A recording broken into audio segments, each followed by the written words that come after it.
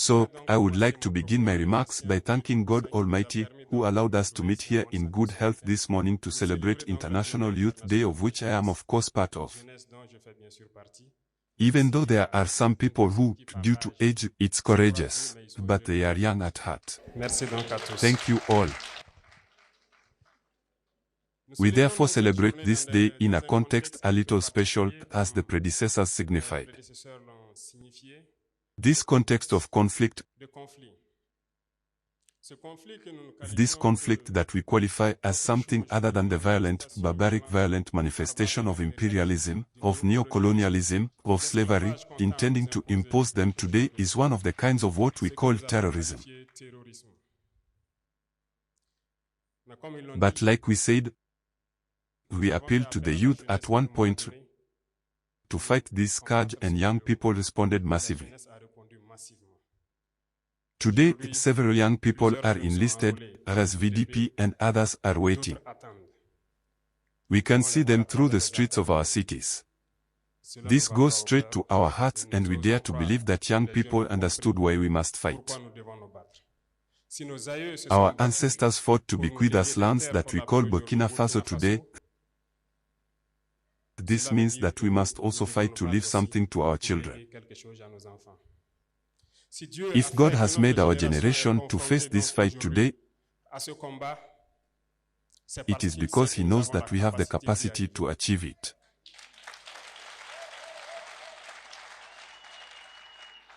And I'm counting on everyone to succeed. The fight is not only military on the ground, but the fight is much deeper, in the sense that we must also fight to change mentality. Our generation has perhaps grown up in a system that has shaped us, which is very difficult to change, perhaps, but not impossible. Perhaps among us, some still find themselves with characteristics whose significance we do not know. But I like to say, to quote an author, there is not a wicked man who cannot change his heart, if we are taught as it is necessary, the voice of wisdom. I think each of us can change, and in this sense, it goes without saying that we can forgive each other when someone is not on the path we hope for, but at the same time, teaching them the right way so that they can change. Because the lethal weapon of imperialism today is manipulation, and youth are the target. Our country, or Africa, is the young majority, and youth are the target of this manipulation. And when we find out, we must fight this. Most of the time, the imperialists are not necessarily those that come from elsewhere, but they are among us, and it is among us that the manipulation is born. I invite the youth to get rid of it, to always look for the right information, and to always think of our homelands in our different parts throughout Africa. I repeat, if we are going to leave our homeland that we found, we must leave better lands for our children. In this sense, today we are gathered to talk about the problem of youth. We will make promises to each other, of course, even perspectives, but also challenges. I think the godfather and godmother challenged you, and the minister wanted to give you each 300 francs. But I believe that the challenge goes beyond that, because it is necessary that young people also understand something. We at the executive level, we are taking measures, but we also need to talk to you, to raise your awareness, so that together we can meet the challenges that face us today. Why do I say this? When they tell their stories, we realize that they fought the same way to get there. Today, as the minister indicated, instructions have been given so that we can create a unique fund which can support young people in entrepreneurship. You may not be asked to start from scratch, but there will be a minimum to support you and help you. At the same time, very recently, we have done everything to eliminate everything related to taxation at the level of young companies which will have to be created. It is there to support you so that you do not find yourself confronted from the first year with certain difficulties.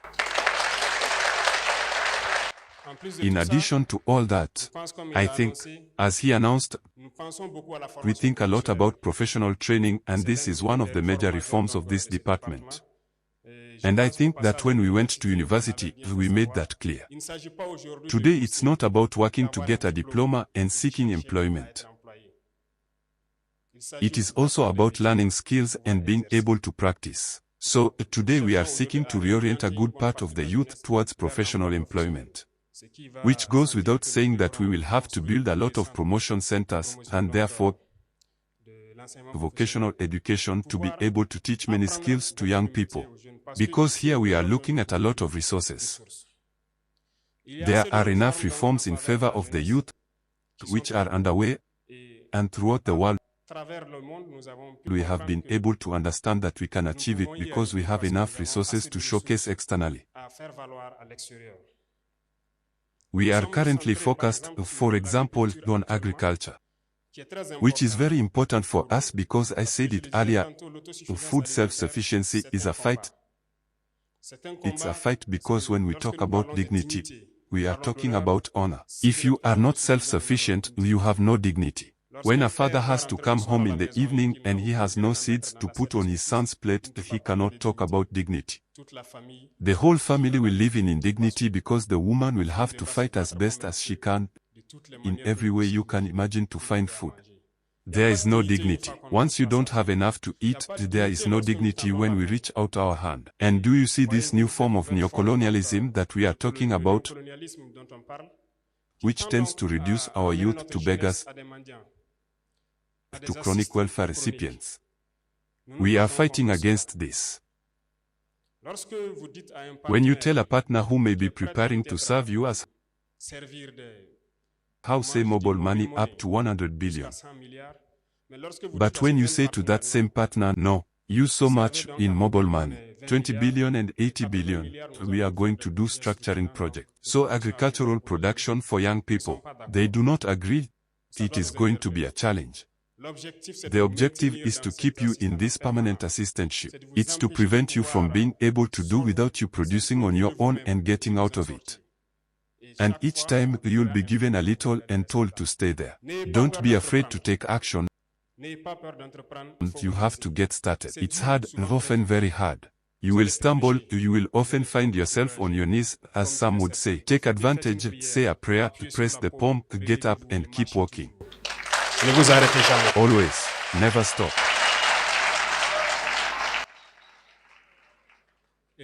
And even those who have jobs somewhere, they don't just stick to your job. Seek to invest, seek to develop something in parallel. Because since then, as I told you, our generation has been in a fairly complex system. Perhaps you were taught that you just need to have a job, an office, and you sit down there. And there you have it, the salary falls at the end of the month. It can't make you happy, it can't. Your salary should be used to develop something else. We are not military. I have also been an entrepreneur for several years now. As long as I continue to work, because we are only allowed to do agriculture, livestock.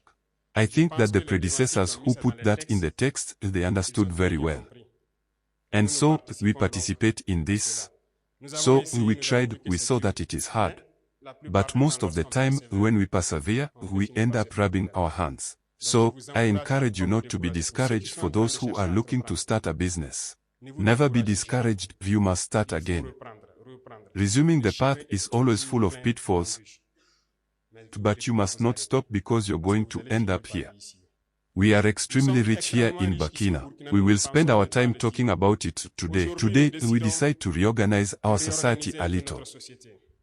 Certainly, certain texts or certain conventions which had been signed were very restrictive and made it difficult for our country to get by. Today, thanks to you, we are rereading a lot of texts to try to give our nations what they should deserve. It is in this sense It is when we take, for example, the aspect of gold panning. Your theme says a lot about the employability of young people in rural areas. Many of our young people find themselves today on artisanal production sites in the most difficult conditions. This is perhaps what happened in Europe or in America in the 1800s, when men themselves enter galleries that they dug themselves to take out the ore. Our young people continue to experience this, risking their lives. Today we are trying to modernize that a little. It is as a result of this that we have created, in its aspect, a company which will allow us to be able to exploit and market our valuable minerals, particularly gold. When young people exploit this gold, other people come to buy at a low price and they contribute to fueling terrorism that leaves the country without us having any control. We decided to create this company to try to take back control of our mining sites and being able to allow young people there to produce in a more mechanized and more respectable way. We also want each region to be able to produce a specialty. It could surely be in the field of agriculture because we have immense potential. We have natural water reserves, lakes all over the country, flowing rivers and dams here and there, but which are not exploited. We are in the process of wanting to launch in each region, and that's why here I am announcing to you that there will be a representative of each region at the presidential level as mission manager. This process is underway. These people will therefore have to address the concerns of youth and also of the women who fight day and night so that we can act progressively where we need to act. Because this fight that we have today against terrorism is not carried out only by weapons, but also through development. As long as the youth have no jobs, they will always be tempted to go towards where it is easy to have money, and that is also what we must fight. We have already identified many poles, and that we will very soon, at the end of the season, strengthen through the presidential initiative, but also through the Ministry of Agriculture, which has a very good database, and we have given a special mission so that we can achieve food self-sufficiency within each region. So we are going to enhance these water points, and these are the reserves that we have, and we are going to support young people as much as possible. So everyone is invited to go to work and to be able to give another face to our country. There are many other projects in progress and we won't be able to detail everything here. I think that gradually, the ministry will get to work to be able, through the National Youth Council and through this complex that you are going to build. I suppose that it will therefore be the major incubator, which will be able to pass on all the initiatives in favor of young people in the different regions. Maybe we will not have very long exchanges to come, but I would like to tell you, and I insist on it, do not be afraid to risk. Entrepreneurship is a risk. We have eliminated everything related to taxation around it. This is a message to you, young people, to initiate something. Don't be afraid of risking. No risk, no risky fun. Go for it. We will support you as much as we can. And for those who are currently fighting, we try to do as much as possible to give everything they need. This is the place for me to pay tribute to all these young people who have committed themselves without qualms, like VDP, who are on the ground today, in the rain, in the mist, in the mud, wherever they are asked to live. They are fighting on the ground to try to recover our lands and therefore give this country what we call territorial integrity. And everyone at their own level must therefore also be able, in the absence of taking the Kalashnikov, to take something else to participate in the development of this homeland. And I'm happy that, if you want, I would immediately tell the godfather or the godmother that I was going to force the hand of the country's major economic operators, and I think that some of them are there. So, get ready, we are going to force your hand to create initiatives for young people. We therefore launched the APEC in this sense to allow us to create what we call our businesses that we want to put in place, because we say ourselves that it is inconceivable that we can produce tomatoes here and we import tomato paste. It's absurd that we have all the oilseed products here and we cannot process them. We launched this and I invite you to subscribe. Subscribe massively because we are going to create our businesses here on site and certainly develop. Imperialist registrants may try to distract you from the objective. But listen. Aim far. Aim very far. Think and see what we are going to do. So, thank you to all these young people who traveled across Africa to come and support their brothers and comrades from Burkina Faso. We say thank you, we wish you a very good stay in Burkina Faso, and hope that you can return in peace, and also send the message to all African youth. Because the fight we are waging is not only for Burkina Faso, but it is a fight for all of Africa. It's time that we wake up and stop being led to cross the ocean, to die, in order to seek the highly praised El Dorado. We can create it here. Get to work, and I think it's possible. So thank you for coming to join us at this moment to share and reflect on what I wanted to tell you. So, stay alert, because the fight that has begun will be long, hard. But it is not impossible, because we believe that soon we will get there. Many thanks to all of you, fatherland or death. Thank you, comrades.